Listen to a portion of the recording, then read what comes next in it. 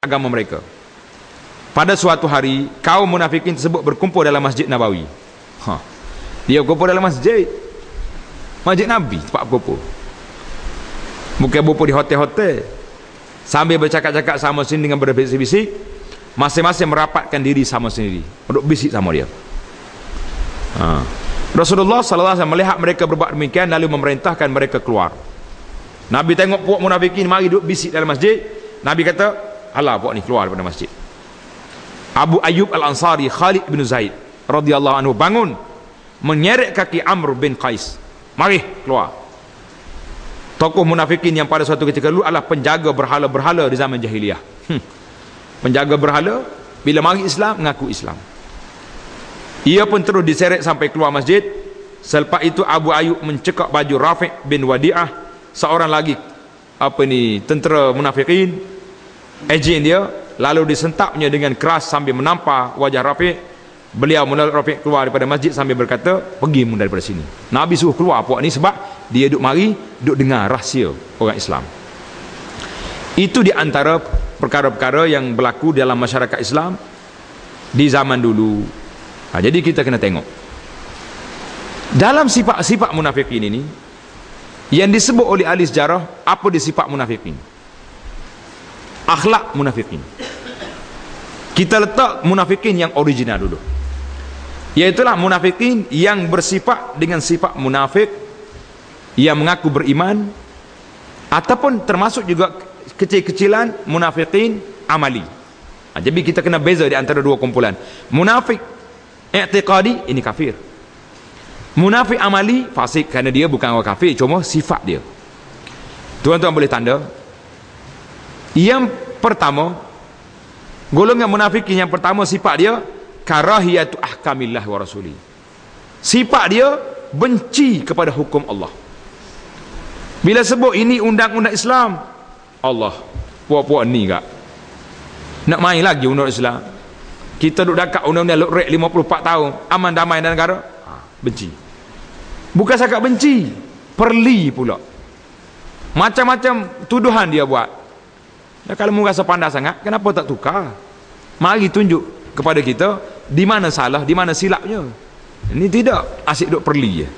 Ini pasal itulah saya minta ahli-ahli akademik yang terjumpa ada salah dan silap dalam undang-undang enactment jenayah syariah yang digubalkan, tak usah perli, bawa kitab mari. Kalau rasa berat nak pikir, telefon saya pun tolong bawa kitab boleh. Kita pergi ambil, sanggup bawa mari kitab, kita buka, duduk bincang baik-baik di mana salah. Tapi kalau duduk perli hari-hari undang-undang ni zalim kepada orang tu, zalim kepada orang ni, apa benda. Yang kedua, di antara tanda munafikin, tafdiluhum ahlad dalal. Mereka melebihkan orang golongan yang sesat daripada orang Islam. Hormat pada puak-puak ni. Mari penulis-penulis buku menghina Islam. Orang ni bagus di atas dasar hak asasi manusia, kebebasan, human right. Apa right? Right munafikin. Menghina Islam sendiri, duk sokong orang-orang yang sesat. Hari ini jadi masalah tuan-tuan. Bila berlaku mari penulis buat mari pluralisme agama, campur aduk habis agama dengan segala agama sama berlaku. Kebebasan seks. Bila diharam oleh kerajaan, siapa yang marah? Anak orang Islam juga bawa kes ke mahkamah. Subhanallah. Sifat yang ketiga, annahum amaratum bil munkari nuhatun anil ma'ruf. Suka melarang benda baik dan suka menganjur benda-benda yang jahat. Kalau orang nak buat benda baik, ayah lain nak lulus. Macam-macam kerana dia buat.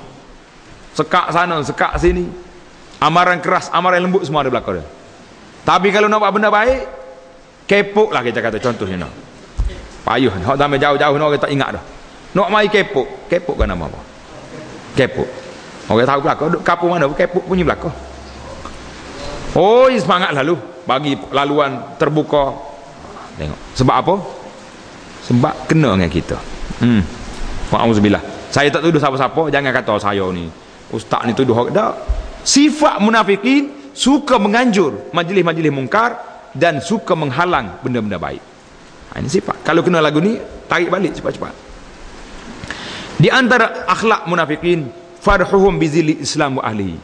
Suka sangat kalau orang Islam ni hina. Ini saya tidak buat bandingan, cuma nak dengar orang panggil luah perasaan sebagai seorang rakyat sebuah negeri. Negeri kita ni diperintah dengan cara rasmi. Rasmi tak rasmi? Rasmi, dipilih oleh rakyat. Tapi kenapa dinafikan hak ni? Nak buat jalan apa payah, nak bagi tu payah. Kalau nak orang nak buat pula, macam-macam halangan pula dia bagi. Ugutan sana sini, kita dimaklumkan lah, ada ugutan, ada halangan, ada itu dari ini. Dia suka tengok orang Islam ini duduk dalam keadaan susah, nak lalu jalan apa, beli kuliku contohnya, suka. Sepatutnya kalaulah berjuang di atas nama kebangsaan ke asabiyah ke apa benda, dah sini orang Melayu juga, kita pejuang Melayu, pejuang raja, bagilah laluan raja pun nak lalu juga jalan ni, kata saya lalu nak juga. Kita contoh jauh-jauh lah tu. Suka apabila Islam, orang Islam tidak tewas, suka tengok Islam tidak mendapat kemenangan. Yang keempat, di antara akhlak dia as-sukhriyatu bil Islam, suka perli pada Islam. Masuklah tu. Yang keenam, akhlak yang zamimatun, akhlak mereka yang hina, kusala anil khair, lambat nak buat kebajikan. Nak buat kebajikan susah lalu. Wa idza qamu ila salati qamu kusala, nak suruh semaya payah. Muzabzabina baina zalika la ilaha illa wala haula, orang panggil tak ada pendirian. Yang keenam, akhlak dia anna qulubahum wa aydihum ma'al a'da'il Islam, hati mereka bersama dengan musuh-musuh Islam. Mulut cakap Islam, tapi hati duduk dengan musuh Islam. Wal iyaz billah.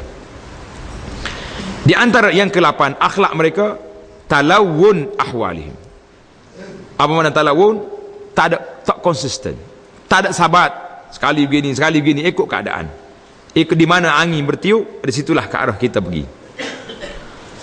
Di antara yang ke-9, di antara akhlak mereka juga wasfuhum ahlal Islam bizulli wal hawan, mereka menyifatkan golongan Islam ni golongan yang hina, golongan yang lemah, dan menyifatkan golongan-golongan bukan Islam, musuh Islam, sebagai golongan yang izzah. Yaquluna la in raja'na ila al-madinati la yukhrijanna al-a'azzu minhal azal. Kalau kita balik ke Madinah dalam peperangan ini, orang hina akan keluar orang mulia. Dia kata dia tu mulia, Nabi hina. Subhanallah. Ini sifat-sifat orang munafikin. Allah jawab, walillahil izzatu wali rasulihi walil mu'minin, bagi Allah Ta'ala lah kemuliaan, dan bagi Rasulnya, dan bagi orang mukmin. Ini di antara sifat-sifat yang disebut. Penulis-penulis yang bersifat dengan sifat-sifat ini lagi bahaya. Apabila mereka menulis, mereka juga menghina orang Islam. Bercakap membela umat Islam, qadaya, isu-isu umat Islam, tapi jauh daripada akidah. Bila nak buat tunjuk negara-negara miskin, negara umat Islam. Negara hebat, negara ni. Jadi kita kena beza di antara pembangunan, kita kena beza di antara pegangan. Jangan hina orang dalam sudut pegangan dia. Asalkan Islam, lemah tak. Allahu Akbar. Apabila bercakap tentang nuzumul hayah, sistem kehidupan, bercakap tentang manahijut ta'lim, bercakap tentang apa ni, sistem pelajaran umat ini, bercakap kita akan menggunakan Islam. Dalam kitab ini kata al-wasatiyah, kami ini sederhana, jangan diperli-perli, jangan di apa ni, jangan dikritik kita. Islam yang kita buat sederhana. Saya bila sebut tentang sistem pelajaran, kadang-kadang kita rasa sedih. Sebab apa? Pelajaran agama tidak termasuk dalam A yang diskor oleh anak-anak kita. Skor A tak masuk agama. Masuk tak masuk? Tak. Pasal itulah saya duduk cerita ke orang, anak kita sendiri, bila balik sekolah dia dapat A agama, balik-balik dia letak, dia kata surat, tak jadi apa, dia kata. Apa? Tak ada apa-apa anugerah. Anugerahnya kalau dapat matematik, dapat sains. Tak masuk. Agama ni termasuk dalam perkara ini. Kalau dimasukkan, semangat budak nak ngaji. Oi, ustaz-ustaz tak cukup tarik tangan. Banyak lagi tuition, kelas tuition kena buat besar lagi. Sebab orang nak skor agama, sebab dapat A yang dikira. Dapat A juga, tapi tak masuk dalam kira-kira yang tak kira. Allahu Akbar. Ini dipanggil wasatiyah. Jadi dia nak suruh manusia ini membesar sekadar mengetahui agama. Dia tahu agama apa? Islam. Makna Islam apa? Semayang, zakat, puasa, haji. Habis hak lain-lain itu hak Allah. Sebab itulah anak minggu lepas duduk di Indonesia, di Jakarta. Bila kita berhenti di airport nak semayang, surau dia sekali, laki-laki perempuan duduk sekali. Surau di airport. Hei, pelik. Tempat kita ada juga lebih kurang juga sama ya. Tapi orang masuk surau tu yang kita pelik. Hak masuk ni wanita-wanita, anak-anak orang Islam, pakaian tu memang bertukar dengan anak tokel kat kedai. Dengan baju ketaknya, dengan tudung tak ada langsung. Semayang. Bila kita tanya, kamu solat tapi auratnya tidak ditutup, kenapa?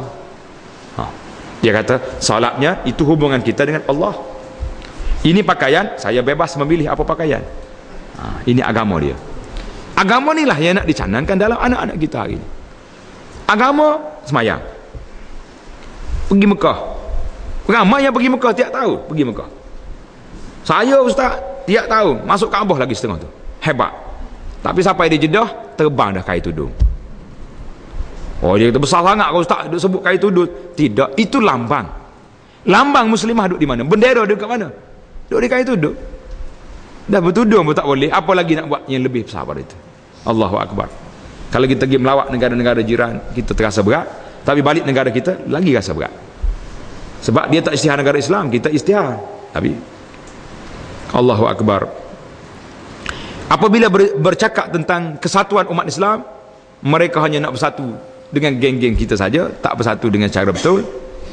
Apabila bercakap tentang isu hak wanita Islam, maka kita dengarlah apa yang lebih teruk. Saya baca dalam satu makalah yang dikeluar dalam Mauqi' al-Fiqh al-Islami. Dia kata hari ini gerakan woman, hak asasi wanita, woman right apa namanya, dia sekarang duk serang negara-negara Islam supaya membenarkan pengguguran. Nak benar guguran. Setuju apa? Baru bebas orang nak berzina. Bahkan diberi subsidi pula kalau gugur. Allahu Akbar. Inilah di antara 10 sifat al-munafiqun wal munafiqat. Orang munafikin laki-laki dan perempuan, ya'muruna bil munkar, suka suruh benda-benda munkar, wa yanhauna 'anil ma'ruf, suka melarang benda-benda ma'ruf.